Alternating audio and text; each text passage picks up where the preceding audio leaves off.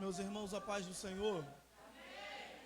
Para mim é motivo de muita alegria poder retornar a essa casa pela segunda vez, para juntos adorarmos ao nome do Senhor. Sou grato a Ele pela oportunidade que Ele nos concede.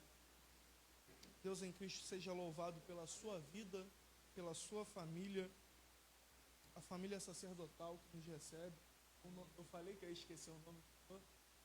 Falei. Deus em Cristo lhe abençoe. Ao Abner que nos fez o convite. Abner é o meu jovem pastor. Respeito, admiro. Bruninha, feliz em te ver. É uma amiga, congregamos juntos há muito tempo. Não vou falar o apelido que eu chamo. Minha esposa que me acompanha, a irmã Tamires. Deus seja louvado pela sua vida. Meus irmãos, abra por gentileza comigo a sua Bíblia, em 2 Reis, capítulo de número 2, o verso de número 19. Após a leitura, o amigo do teclado pode deixar. 2 Reis, capítulo 2, verso de número 19.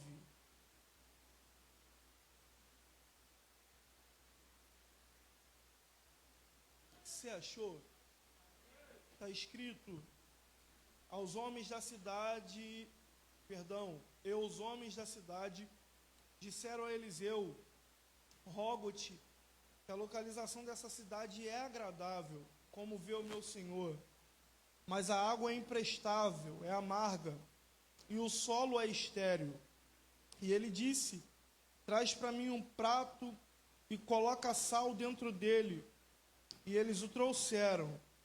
E ele seguiu até a fonte das águas, lançou o sal ali dentro e disse: assim diz o Senhor, tenho eu curado essas águas, não haverá mais a partir dali morte ou terra estéril.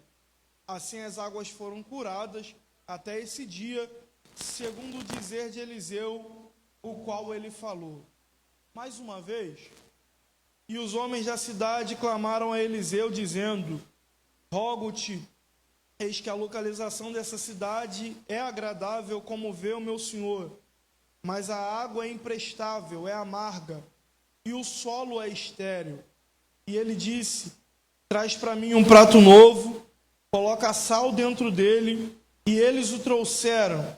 E ele seguiu até a fonte das águas, lançou o sal ali dentro e disse: assim diz o Senhor, tenho eu curado essas águas, não haverá mais a partir dali morte, e nem terra estéril. Você diz amém. Se assenta por um momento.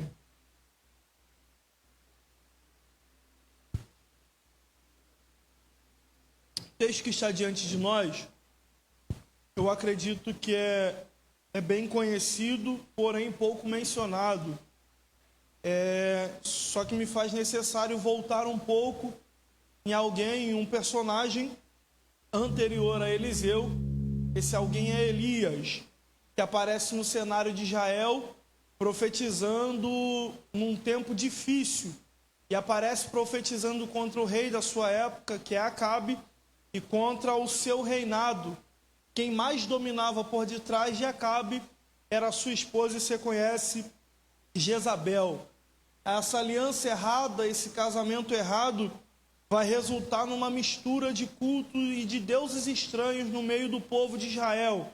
A Bíblia diz que a mesma Jezabel vai implantar no meio do povo, vai levantar altares pagãos, altares idólatras, e a Bíblia diz que o povo está tão impregnado com tudo que é tipo de culto a deuses estranhos, com tudo que é tipo de culto a todos os tipos de Baalins, que o povo já não tem mais o seu coração voltado para Deus.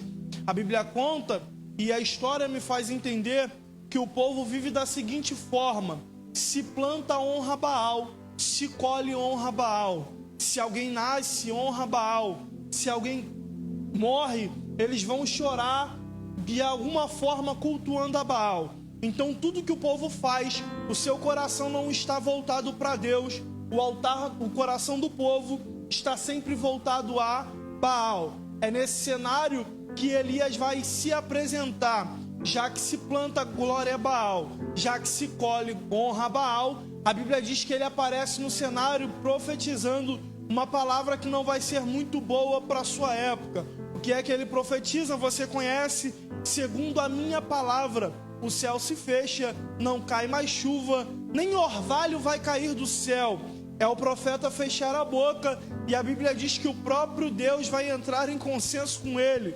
O céu de fato se fecha, nem sereno está caindo do céu. Isso aqui vai me impressionar, porque se não me falha a memória, 3 anos e meio, Israel vai viver na seca. Porém, quando acaba de profetizar, a Bíblia diz que a voz do Senhor vem ao ouvido do profeta Elias e manda com que ele se retire de cena, vá para o Querite, porque lá ele já tem ordenado aos corvos para que ali possa lhe sustentar. Assim Elias faz, sai de cena, vai para o Querite, e se isso for importante para você, pegue no seu coração, Querite, que significa lugar de corte, ou o lugar que se corta para deixar do tamanho certo. É para lá que vai o profeta de Deus, é para lá que vai o Elias, e a Bíblia diz que ali ele vai viver um tempo de provisão. O que é que ele faz? Deus já ordenou aos corvos para que o sustentassem com pão e carne à beira do Querite, oh glória a Jesus. E do bebê, Elias vai beber da própria fonte ou do próprio riacho que está correndo diante dos seus olhos. É basicamente uma ideia que eu aprendi e é a mesma que eu libero para o nosso coração, porque tem fase na vida que é assim. Quando for para comer, a gente olha para cima, mas quando for para beber e se saciar da fonte, a gente precisa se curvar. Oh glória a Jesus. Essas são as fases da vida que o homem e a mulher de Deus vai vivenciar. Tem hora que nem sempre a gente vai andar com a cabeça para cima, tem hora que vai ser necessário a gente se dobrar para se saciar daquilo que Deus está colocando diante da gente. Então tem dias que eu tô para baixo, tem dia que eu olho para o alto, porque é de lá que virá a minha, a sua e a nossa provisão. Essa é a fase que Elias vai viver. Dias em cima, dias embaixo, mas o mais importante de tudo é que o próprio Deus tem cuidado dele num tempo em que ninguém está vivendo cuidado. A Bíblia diz que certo dia a mesma voz ecoa a ele dizendo: retira-te daqui e vai para Sarepta, porque em Sarepta eu já tenho ordenado uma viúva para te sustentar. Assim ele faz, e se aproximando, a Bíblia diz que a primeira pergunta que ele faz à mulher é pedir um pouco de água para que ele possa beber. O que é que ele quer saber? Sondar se o lugar que ele está indo ainda tem provisão para a sua vida.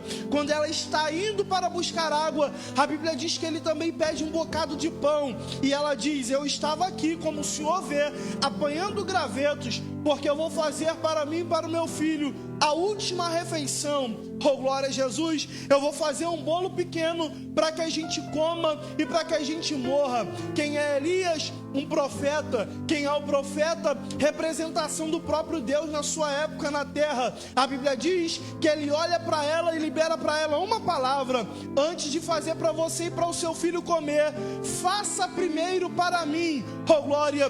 Depois vocês comam, e assim te diz o Senhor: da farinha da panela a farinha não se acabará, e da botija o azeite não cessará, até que o Senhor dê chuva sobre a terra. O que é isso, Rodrigo? É Deus me ensinando que num tempo de crise, primeiro eu faço para Ele, e depois que eu entrego dele, o cuidado para mim não falta, o cuidado para minha casa não falta. Eu vou liberar uma palavra, independente da crise que você esteja vivendo, independente do motivo que você tenha para fazer só para você, para olhar só para você.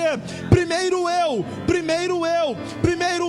Deus disse: muda a ótica, faz para mim, oh glória, porque o altar sempre responde. O altar não deve nada a ninguém. O Deus do altar, oh glória, se responsabiliza de cuidar dos seus no tempo mais caótico que estiver enfrentando. Esse é o tempo e o cenário em que Elias está vivendo. Eu vou encurtar bastante coisa para chegar onde eu quero. A Bíblia diz que, de fato, ela faz para ele, e não acaba. Tem cuidado de Deus até o tempo em que o céu há de se abrir. Israel ainda está nesse processo, culto a deuses estranhos. Só que o profeta está guardado e cuidado. Certo dia, com o passar do tempo, tem muita coisa ainda, mas a Bíblia diz que o próprio Deus manda ele se apresentar a Acabe. Quando ele vai se apresentar a Acabe, ele se apresenta com um desafio. Pega os profetas de Baal e de Azera, sobe todo mundo para o Monte Carmelo, e lá nós veremos, oh glória, quem é Deus sobre Israel. Se Baal é Deus, o Deus que responder com fogo, esse será Deus sobre Israel. Se Baal for Deus, o povo vai servir a Baal. Mas se o Senhor for Deus, o povo servirá ao Senhor dos Exércitos. Esse é o desafio. Estão no alto do Carmelo. Ele dá oportunidade aos profetas de Baal, e você conhece bem, que vão colocar seu sacrifício no altar, vão começar a dançar, vão começar a cantar, vão começar a se cortar, e Baal não responde. Elias é desafiador, e no desafio ele olha para os profetas de Baal dizendo: grita mais alto. Pode ser que o Deus de vocês estejam dormindo. Eles vão repetir toda a sessão e ele diz: clama mais alto. Pode ser que ele tenha viajado e atendido o pedido de outro país. Grita mais alto. Eles pulam, se cortam, cantam a música, se cansam, fazem tudo de novo e não tem resposta. Elias chama a responsabilidade para si. A Bíblia diz que quando ele puxa a responsabilidade para ele, glória a Jesus, a primeira coisa que ele vai fazer é organizar o altar do Senhor que estava em ruína.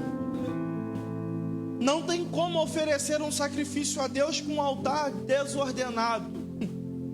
Oferta se entrega com o altar em ordem. Só que isso é outro mérito. A Bíblia diz que ele organiza, coloca a lenha, coloca o sacrifício, e quando eles pensam que ele vai erguer a voz e clamar para que Deus responda com fogo, ele dá uma ordenança ao moço: desce, traz para mim 4 cântaros de água e lança sobre o altar. Você conhece isso? A Bíblia diz que o moço vai, o moço volta, 4 cântaros de água, ele derrama tudo sobre a oferta que está no altar. E quando eles pensam que Elias vai clamar, mesmo estranhando a atitude, Elias dá essa ordem mais 3 vezes.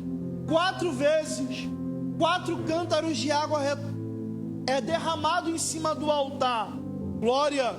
Se você for muito inteligente, você já vai entender uma palavra que eu vou liberar para o teu coração. Esse é o 12º mês, e eu te convido a derramar até a última gota do último cântaro que você trouxe. Por que, Rodrigo? Você já vai compreender. Essa vai ser a postura do moço. Aonde tem água, isso para mim é o que menos importa. Mas ao redor está tudo seco, céu está fechado. Ele conhece aonde está a fonte. Ele desce, enche o cântaro, sobe o monte, derrama no altar. Ele desce de novo, enche o cântaro, sobe o monte, derrama no altar. Ele desce a 3ª vez, enche o cântaro, sobe o monte e derrama no altar. 4ª vez a mesma coisa. E o que é isso, Rodrigo? Isso aqui é Elias nos ensinando a fazer um culto. Como assim fazer um culto? Culto não é chegar de mão vazia e sair de mão cheia. Culto é chegar de mão cheia, depositar no altar e sair de mão vazia. Como assim? E como é que fica o melhor isso aqui? O maior sinal que a oferta que estava sendo queimada no altar era acesa, estava sendo aceita, era quando a fumaça subia em linha reta. Então é isso que acontece. Depois da água derramada no altar, a Bíblia diz que Elias ora. E Deus responde com fogo, que vai queimar o cordeiro, a lenha, as pedras e lamber a água. A fumaça subiu em linha reta, como sinal de aceitação. Então eu vou repetir isso aqui. Culto não é chegar de mão vazia e sair de mão cheia. Culto é chegar de mão cheia, depositar no altar, sair de mão vazia, mas confiando que aquilo que eu deixei no altar brevemente há de me alcançar. Prova que alcança, provo. Ele mata os profetas. E depois a Bíblia diz que o próprio Deus vai falar com ele, que vai abrir o céu e que vai chover sobre a terra.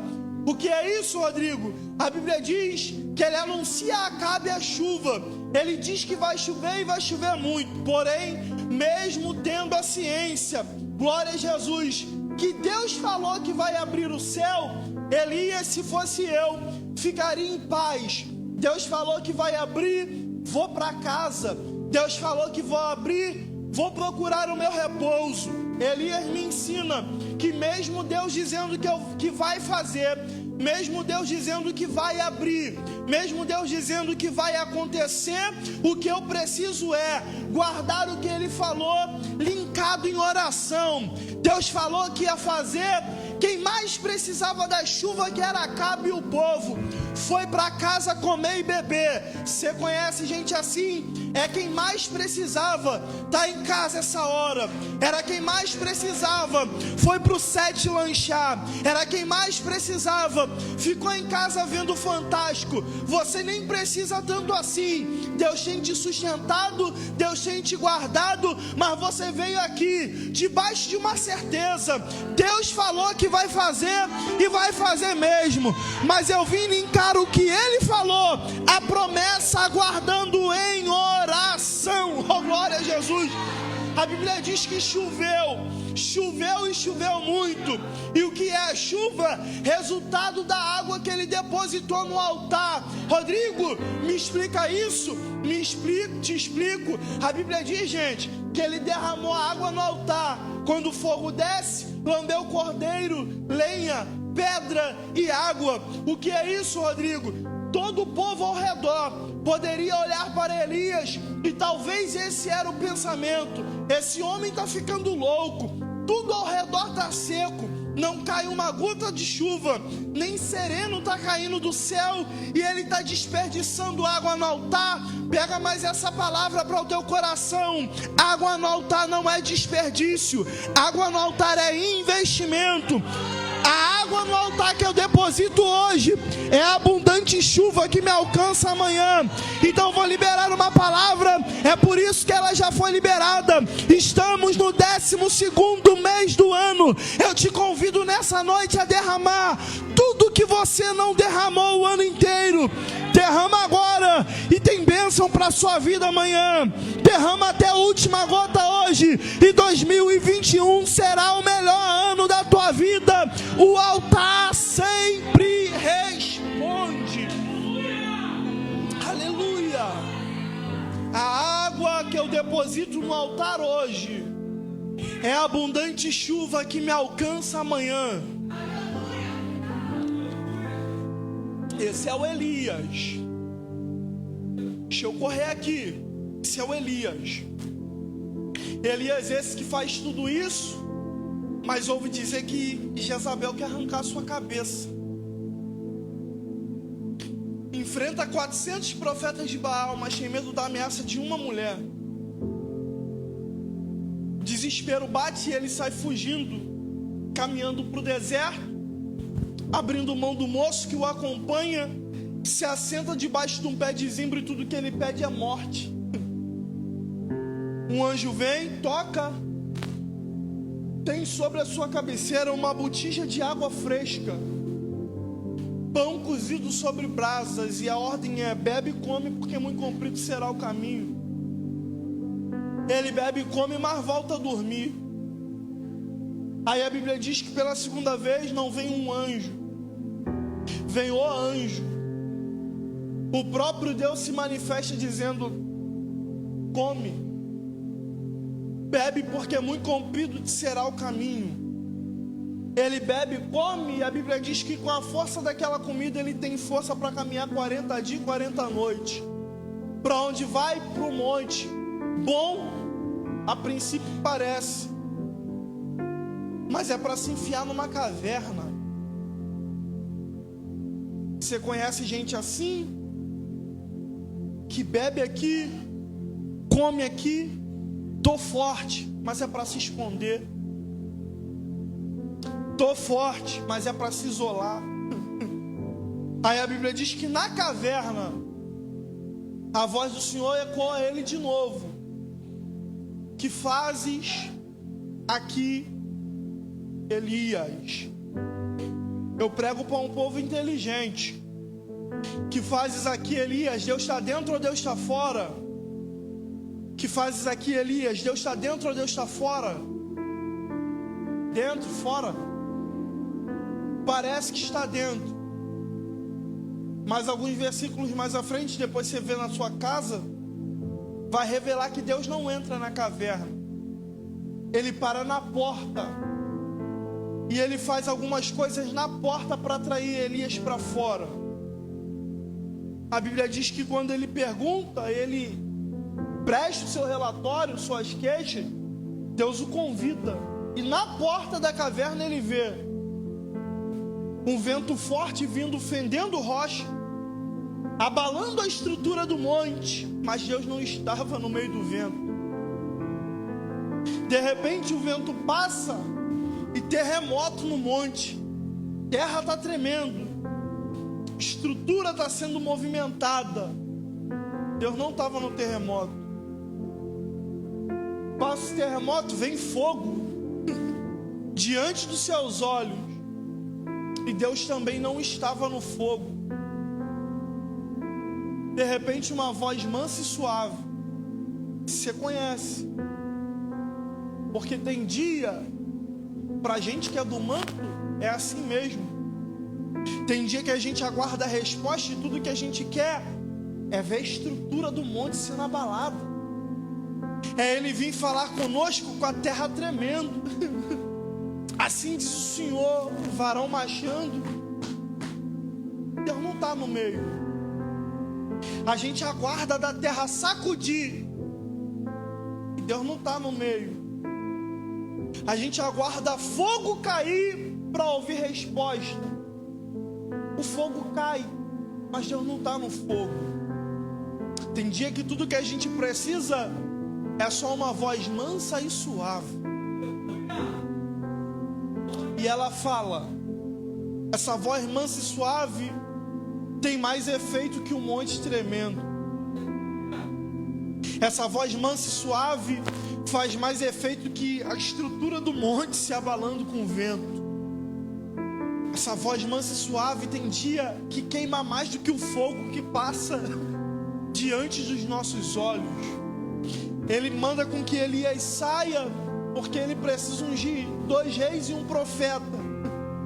Elias não sabe, mas a unção que estava na vida dele ainda levanta mais 3.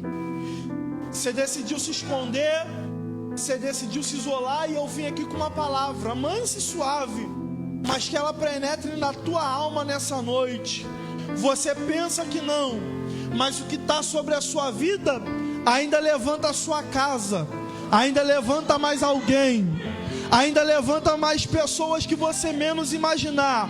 Você está se achando no pó, você está se achando no seu limite, mas eu vim com uma palavra: o que está sobre a sua vida ainda tem capacidade de levantar mais gente depois. Glória. Tem alguém recebendo do que eu estou recebendo aqui? Vamos ganhar tempo, gente. A Bíblia diz que ele sai, unge 2 reis, e o profeta vai ser Eliseu. Estava atrás da 12ª junta de bois, arando terra, e a Bíblia diz que ele passa e envolve o moço com a sua capa. E entendendo a chamada, Eliseu faz a ele um só pedido: eu quero uma só coisa. O que é que você quer, Eliseu? Eu quero só quebrar os carros, queimar a carne, me despedir dos meus pais. Eu ia falar algo aqui dentro disso, mas não vou por conta do tempo. Mas esse é o primeiro sinal de alguém que entende a chamada e que vai viver ela. Porque viver a chamada é caminhar sem o plano B na mente. Que é o plano B? É ter a certeza de que a vida que eu estou abandonando, eu não estou deixando bagagem para voltar se der ruim na chamada. Quem tem a chamada e entende a chamada de Deus na vida, se despede dos pais, quebra os carros, queima a carne com uma só certeza: eu só vou caminhar e eu só vou viver a partir de hoje tudo aquilo que o céu tem reservado à minha vida. Eu vou viver o que o céu tem sem me lembrar, ó glória, do contato antigo, da roupa que eu usava, sem me lembrar de como, ó glória, refazer a vida se der ruim na chamada. Não tem como. Caminhar com Deus, eu repito, é caminhar sem um plano B na mente. Ó glória, tchau pai, tchau mãe, queima a carne, quebra o carro e eu vou viver tudo que o céu tem reservado para mim. Esse é o Eliseu, que está rompendo com a aliança terrena e vai abraçar a proposta do céu para a sua vida. Não desgruda de Elias. Tem a escola de profeta que está próximo às margens de Jericó.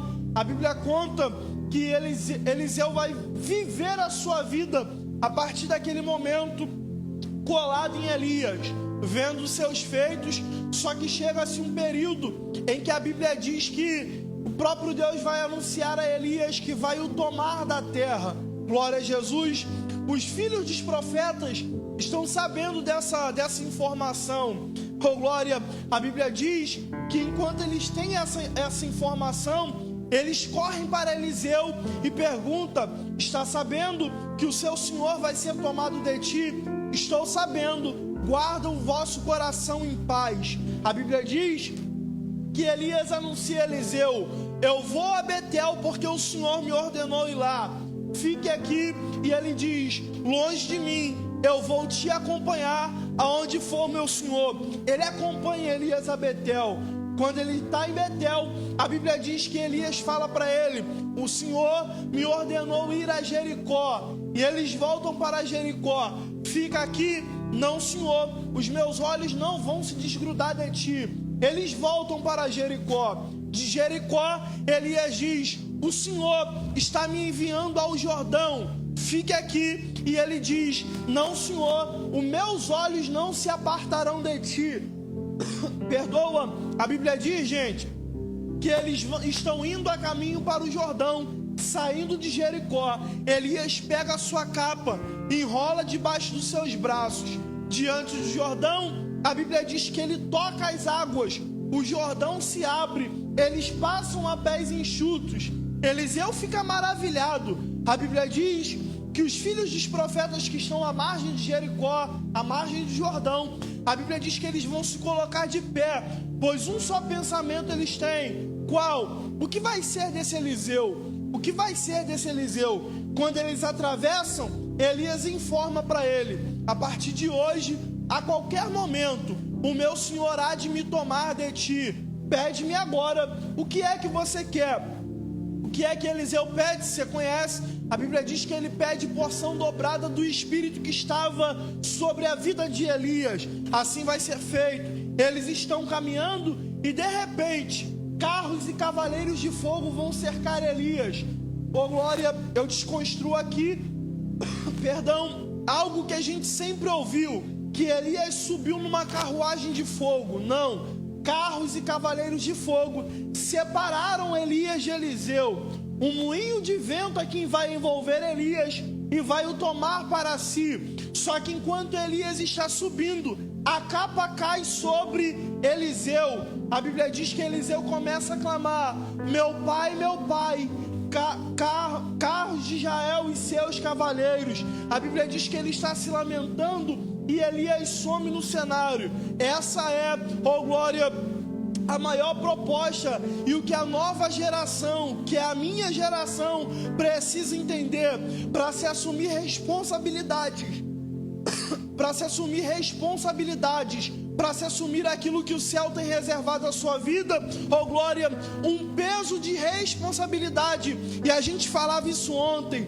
Nós estamos num tempo e temos vivido isso esses dias, aonde Deus está tomando seus marcos para si, aonde Deus está tomando a geração antiga para si, e na falta dessas referências, é a pergunta que eu tenho me feito: quem serão as referências? Não poderemos mais viver daqui adiante, oh glória, mas no tempo de fulano, mas no tempo do pastor tal, mas no tempo da irmã tal. Não, oh glória, as suas referências Deus está tomando para si. Só que o que estava sobre os ombros deles, a partir desse momento, vai começar a recair sobre os nossos.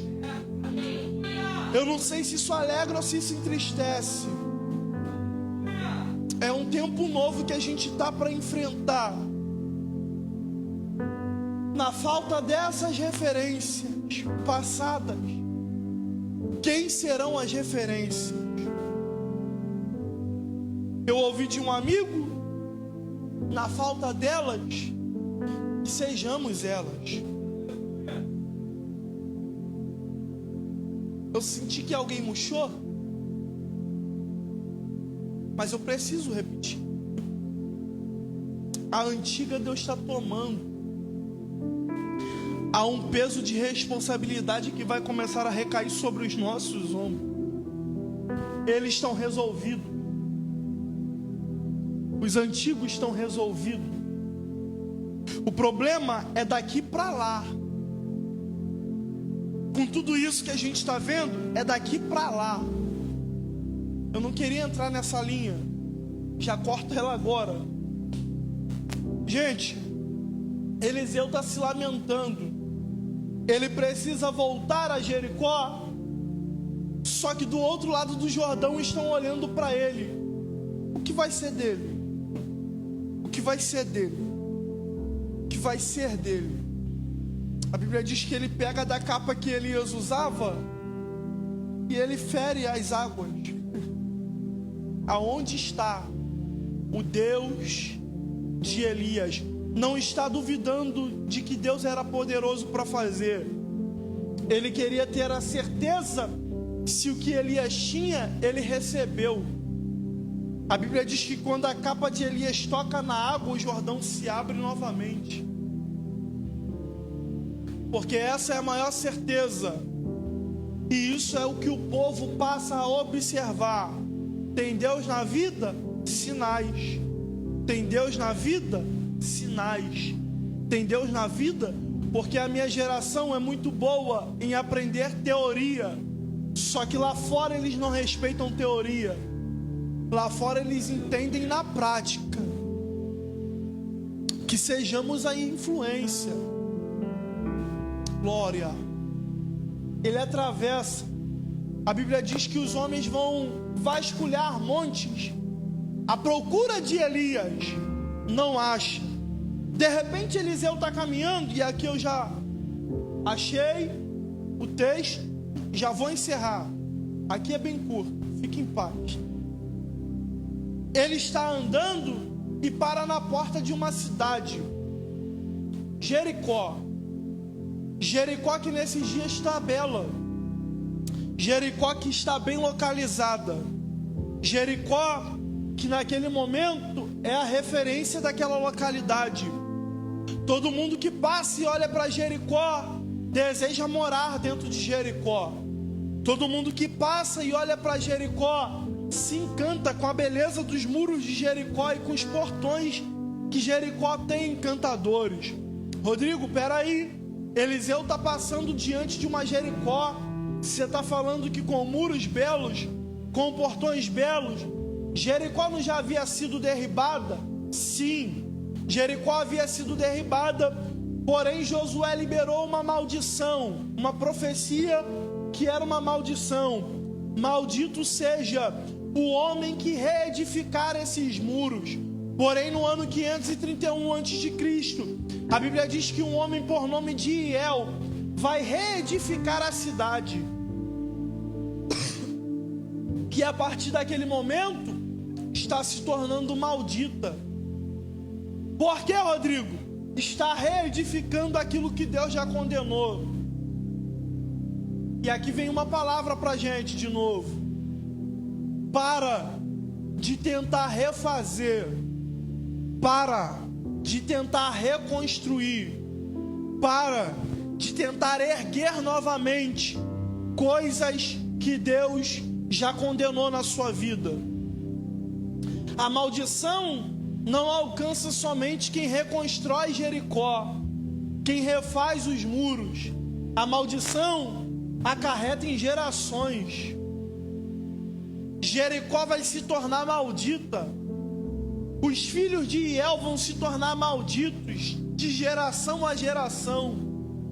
Pior de tudo, as águas de Jericó se tornam amargas, a ponto de ser insuportável para beber, a ponto da terra que tem contato com as águas amargas não conseguir produzir. Como é que é isso, Rodrigo? Simples. Essa é a ideia mais simples e você entende isso lendo o texto. A Bíblia diz que quando Eliseu para na porta, os homens da cidade estão vindo correndo aqui para fora. Quando eles vêm correndo aqui para fora, para surpresa deles, Eliseu está parado na porta da cidade. E eles vêm com um grito, e me parece que o grito é que chega. Estão cansados. E eles olham para Eliseu dizendo: veja só, a cidade é bem situada, não temos problema com localização, porém aqui dentro as águas são amargas, a terra é estéril, resultado da amargura da água. Eliseu, a gente já arou terra, a gente já cansou de lançar semente, rega-se a terra, mas tudo que se planta não se produz. As mulheres da cidade, se beber da água, quando não morre, a criança que está sendo gerada morre. Ou seja, o que está fluindo dentro de Jericó mata a geração de agora e mata a geração posterior. Trabalho tem, mas não produz. Todo mundo se cansa, mas não vai para frente. Estamos no limite. Eles estão vindo correndo de dentro da cidade. Eliseu está parado na porta. Porta fala de lugar de limite. Quem está chegando na porta de dentro para fora é gente que também está no limite. E essa é a palavra que eu vim liberar para alguém. Pode ser que alguém que entrou nesse culto da família entrou hoje no seu limite. Só que eu gosto que enquanto a gente vem no limite, Deus também se apresenta no limite. Me prova, tem tantos textos que falam sobre isso. Tem alguém que está saindo da cidade com o segundo problema, o mesmo problema pela segunda vez.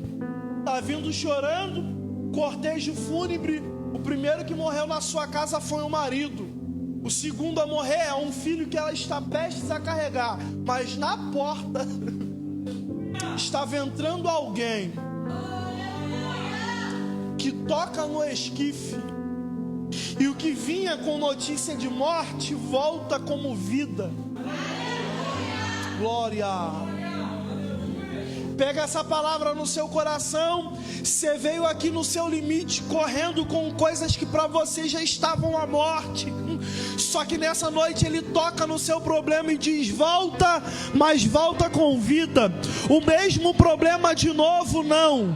Chorar pela mesma coisa outra vez, não. Oh glória, eu gosto porque o céu nessa noite decidiu parar no limite de alguém. O que seria para choro, o que seria para amargura, voltará transformado em sorriso, voltará como um cântico na sua boca. Oh glória, pode ser que alguém aguardava você enterrar esse projeto, enterrar esse sonho, mas o céu decidiu parar o teu limite e decidiu tocar no que te faria chorar. E a ordem do céu para a tua vida é: volta, mas volta com vida, volta, mas volta com milagre, volta, mas volta com, ao invés de choro, um cântico ecoando na sua. Ele enxuga dos seus olhos todas as lágrimas. Segundo limite que ele para, alguém sai da casa de Abrão carregando alguém que pertence a Abrão no ventre. Não suporta o que está acontecendo na casa de Abrão. Pega a sua bagagem e sai. E o propósito na mente é voltar para o Egito. Eu estou falando de Agar, a serva que Abrão tomou em sua descida ao Egito e traz para a sua casa, e a sua própria mulher, querendo adiantar o processo, manda ele se deitar com ela, causando problema em casa. Agar não suporta viver debaixo do jugo de Sarai num tempo. Grávida de Abrão, com Ismael no ventre, a Bíblia diz que ela junta suas coisas e sai. Só que a Bíblia diz que enquanto ela caminha, e eu gosto, gente, porque pode ser a realidade de alguém aqui também, gente que já decidiu dar um basta, pegar as suas coisas e partir. Eu gosto porque Deus deixa arrumar a mala. Eu gosto porque Deus deixa botar a mochila nas costas. Eu gosto porque Deus deixa sair da casa. Eu gosto porque Deus deixa andar, e andar bastante. Só que Agar para descansar num poço. E enquanto ela para descansar no poço, a Bíblia diz que geograficamente esse poço ficava no caminho de Sul. Essa fonte era uma fonte que ficava junto ao caminho de Sul. Sul, no original, significa lugar de limite ou muro. Limite ou muro. Eu gosto das duas expressões. O caminho de Sul é um caminho que deixa na porta do Egito. Você pegou? Ela está caminhando. Só que na porta do Egito, ela para. Oh glória! Seria loucura dizer que Deus criou aquela fonte, não foi? Mas Deus usou a fonte para parar Agar. Ela está no caminho do Egito, mas bate diante do muro. Enquanto ela está diante da fonte, a Bíblia diz que o próprio Deus ecoa dizendo: Agar, serva de Sarai, que é que fazes aqui? Ela presta o relatório e a ordem do céu é: volta e humilha-te debaixo da mão da tua senhora, porque o que está no seu ventre não te pertence. O que está no teu ventre pertence a Abrão. Eu não vou me ater a isso agora. Eu só vim com uma palavra. Alguém pode ter armado a mala. Alguém pode estar com desejo de fugir. Alguém está com desejo de voltar ao Egito. Mas o céu deixa. O céu deixou você armar a mala. O céu deixou você caminhar, mas colocou um lugar de limite. E tem uma placa de retorno para alguém nessa reunião. Volta para a casa de Abrão. Volta e humilha-te debaixo da tua senhora, porque você carrega o que não pertence a você. Você pertence, oh glória, carrega o que pertence ao dono da casa. Eu não vou me ater a isso. Fecha agora. A Bíblia diz, gente, eu volto para Eliseu. A Bíblia diz que Eliseu olha a situação da cidade. Nada produz. Só tem morte e esterilidade. Faz o seguinte: traz para mim um prato novo, coloca sal dentro dele. A Bíblia diz que eles vão fazer isso. Que é isso? É uma lição para a gente. Eu não sei para quem eles iam gritar lá fora o problema. Eu gosto que, para surpresa, Eliseu estava na porta. É a realidade de alguém aqui também, que está no limite do seu problema. Talvez iria sair para desabafar com alguém. Desabafar com alguém não ia resolver. A terra ia continuar estéril. Ia continuar tendo morte dentro da tua Jericó. Eu gosto que diante de Eliseu, eles relatam um problema. Observa, como eu disse, do lado de fora quem passa por Jericó quer morar dentro dela, quer habitar dentro dela. O que é isso, Rodrigo? Quem olha para a família de longe, e agora eu entro onde eu queria, quem olha para a família de fora, pensa que é comercial da Quali. Como eu queria uma dessa. Como eu queria que a minha fosse assim. Mas às vezes o que está fora não é a realidade de dentro. A gente maqueia fora. A gente pinta a cidade fora e por fora. Que casamento lindo. Quando eu casar, que o meu seja assim. Você só viu fora. Só sabe de dentro quem vive dentro. Uau! Bato palma. Deus abençoe. Só que só sabe dentro quem vive dentro. Por fora encanta, referência, mas dentro tá amargo. Tem projeto que projeta, mas não vai para frente por conta da amargura de dentro. Tem coisa que já tá no papel há mais de 5 anos, 10 anos e não vai, porque a relação com a água amarga, a semente até cai na terra, mas a amargura da água afeta a terra, que afeta a semente, que mata a semente, que morre tudo, e o projeto não anda. Mas o problema vai ser resolvido. Eliseu me ensina que o instrumento para sarar a terra, para sarar a água e melhorar a terra e voltar tudo ao normal do lado de dentro, a solução não está lá fora. Tem algo dentro da cidade que vai ser um instrumento para vocês. O que? Prato novo. Prato que não teve contato com essa água amarga. Prato novo aponta para atitudes novas. Quem é Eliseu? Seu significado é Deus é salvação. E eu vi mais uma palavra para alguém aqui. Você veio correndo, mas no seu limite, a salvação parou na sua porta. Alguém estava a ponto para fazer as malas e ir embora. Alguém estava a ponto para se assentar e pedir divórcio. Alguém estava pronto para fazer qualquer loucura, abrir mão e sair de dentro dessa Jericó. Mas a salvação parou na porta. E a ordem da salvação, a ordem do céu para alguém é: o problema vai ser resolvido com o que vocês têm dentro. Prato novo, atitude nova. Eliseu pega o prato com sal, que aqui vai simbolizar a palavra. Ele pega o sal, pega o prato e vai na fonte. A última lição que eu ensino para alguém. Qual é a última lição? Problemas não são resolvidos na margem. Problemas não se resolvem nas consequências. Depois que a mala já está pronta, depois que alguém já foi embora, depois que alguém comete alguma loucura. Problemas se resolvem quando começa a discutir. Problema se resolve quando a gente já localiza visualmente o problema. Senta aqui, bate um papo, vamos conversar, esfriar a cabeça. Glória.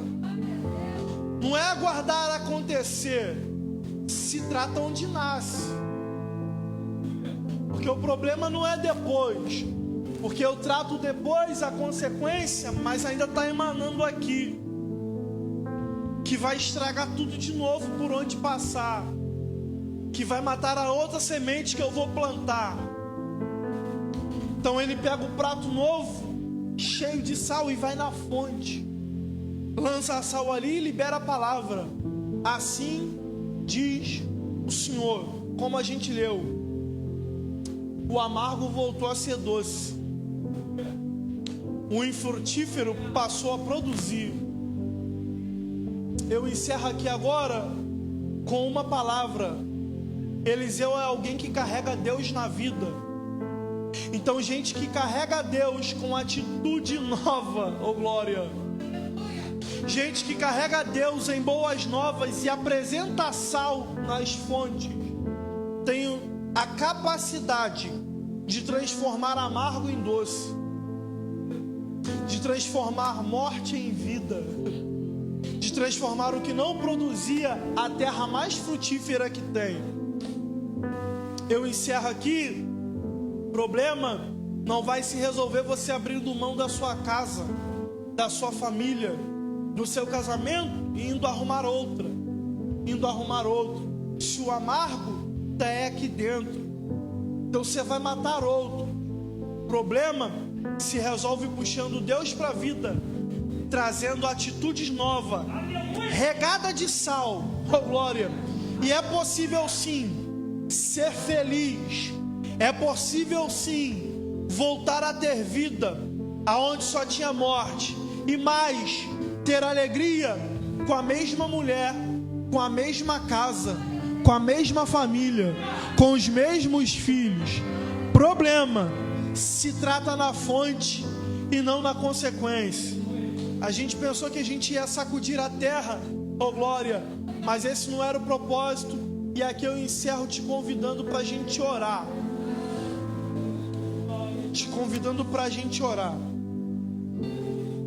Dê essa volta toda só para falar uma coisa: que a partir de hoje a gente saia daqui carregando Deus na vida, acompanhado de atitudes novas, de boas novas, carregada de sal. Porque o que me matou até ontem, a partir de hoje não me mata mais. O que me trouxe infelicidade até ontem, a partir de agora não me trará mais. Eu te convido nessa noite a fechar os seus olhos. Só você sabe aonde é essa fonte. Só você sabe o que não está te permitindo ir para frente. Só você sabe o que está até o momento matando os seus projetos e não permitindo com que você viva o melhor tempo numa terra bem localizada, numa família boa que se tem, mas nada vai para frente, num casamento bom que se tem, mas nada se produz. Oh glória a Jesus. Você sabe aonde é a fonte, guia ele até ela, lança sal nela agora, ora liberando uma palavra, ora liberando uma profecia. A partir de hoje não tem mais morte, a partir de hoje não tem mais esterilidade, e eu saio desse altar crendo, acreditando que eu ainda vou ouvir testemunhos, oh glória, de que a sua terra foi sarada, de que a sua família foi sarada, de que essa fonte que só produzia amargura agora é a mais doce das águas. Oh glória a Jesus. Chega de morte, chega de infertilidade. O teu ano vindouro, ou melhor, eu não vou ser louco, o teu dezembro adiante, oh glória, você já vai entrar findando esse ano, entrando em 2021, tendo, oh glória, e vivendo os melhores projetos do céu para a sua vida, os melhores momentos com a sua casa, os melhores momentos com a sua família. Chega de morte e não haverá. Eu oro agora, Pai, graças nós te damos pela tua palavra, que é viva e eficaz. Graças nós te damos porque nessa calmaria o Senhor revelou e falou verdades ao nosso coração. Eu não conheço a realidade de ninguém aqui, mas o Senhor conhece. E eu gosto porque alguns entraram aqui de verdade no limite, com a cabeça cheia, pronto a gritar os seus problemas a alguém que também não resolveria seu problema.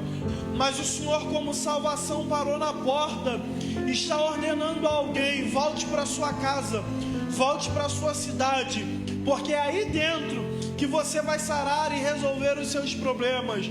Lógico que acompanhado de Deus, carregado de boas e novas atitudes e cheio de sal dentro de si, para tratar e liberar um sal na fonte, uma palavra nessa fonte.